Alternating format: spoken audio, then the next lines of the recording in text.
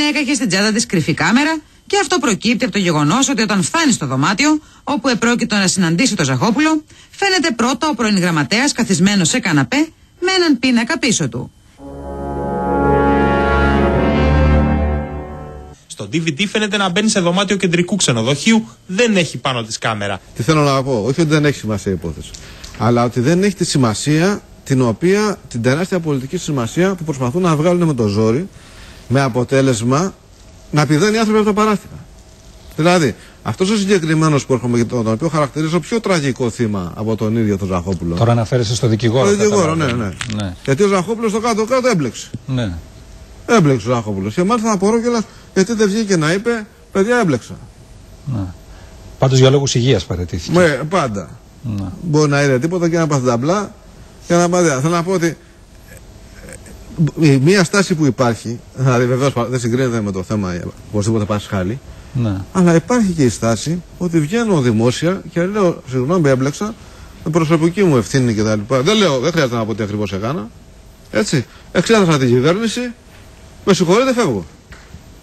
Σε πόσες κυβερνήσεις δεν έχει γίνει αυτό το πράγμα? Προφανώς. Βέβαια εδώ μπαίνουν άλλοι παράγοντες, είναι το μέτρο της ηθικής που έχει ο καθένας, ο τρόπος με τον οποίο σκέπτεται και ο τρόπος που αντιδρά. Ναι, ή όμως είχε κι άλλα. Όμως έπρεπε να κάνει 2-3 ομολογίες, ας πούμε. Γιατί λες όμως ότι ο δικηγόρος είναι το τραγικό θύμα?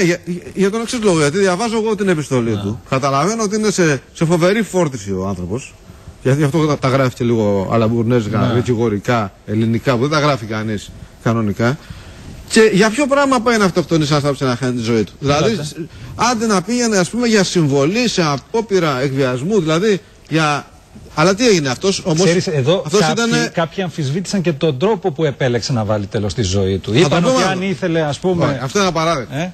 Αυτό είναι απαράδεκτο. Δηλαδή τα ακούω, ας πούμε, και τρελαίνομαι με αυτά που λέμε εμείς οι δημοσιογράφοι. Δηλαδή, όταν κάποιος πάει και πέφτει στις ρόδες ενός λεωφορείου, ξέρει ότι ο άλλος δεν θα το σκοτώσει. Αυτά γίνονται μόνο στα τσίρκα. Δεν πιστεύω ότι υπάρχει άνθρωπος που να πέσει σε φορτηγό με 50 χιλιόμετρα και να γλιτώσει.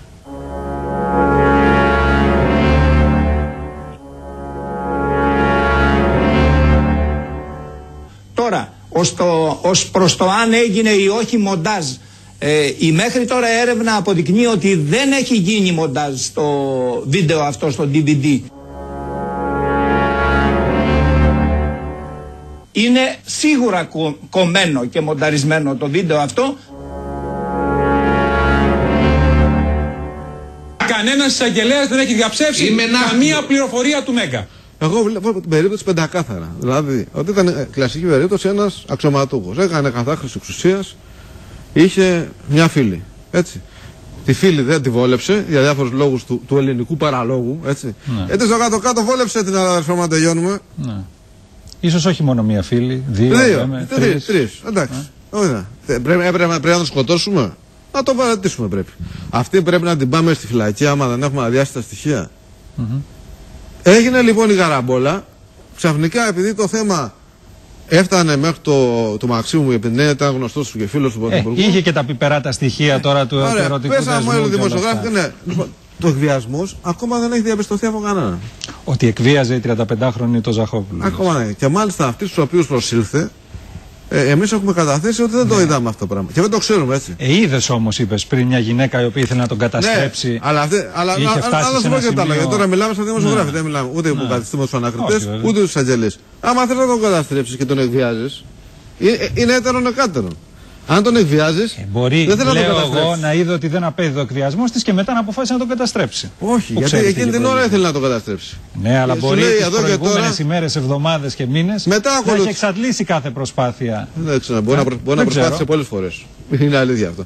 Και δεν ξέρουμε πόσες φορές προσπάθησε, πού ακριβώς πήγε και πώς θα αποκαλυφθούν στη συνέχεια. Σωστές παρατηρήσεις κάνεις.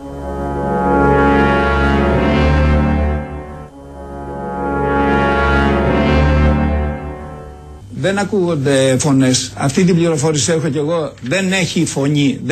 Δεν υπάρχει ήχο. Στο σημείο αυτό το πόρισμα παραθέτει και τον πρώτο διάλογο που έχουν οι πρωταγωνιστές. Μοιάζει να έχουν ερωτικό ραντεβού. Υπάρχει οικειότητα και πάθος. Λένε ότι είναι θολή εικόνα, ότι δεν ξεχωρίζει ευκρινώς το πρόσωπο της γυναίκας. Η γυναίκα αγκαλιάζει τον άντρα που την περιμένει γυμνός. Φαίνονται τα ρούχα αλλά και τα κοσμήματά της. Στοιχεία σημαντικά αφού αποδεικνύουν την ταυτότητά της. Δούλευες πρωτοχρονιάτικα και χριστουγεννιάτικα? Ναι, ανήμερα, βέβαια. Στο θέατρο, στο εμπορικό? Στο εμπορικό, στην παράσταση «Σ' αγαπώ, σε λατρεύω, χωρίζουμε». Σ' αγαπώ, σε λατρεύω ήδη, διότι νιώθω μια ατελείωτη ικανοποίηση. Εγώ ήμουνα στα χιόνια. Πήγα πρώτη φορά σε χιονοδρομικό.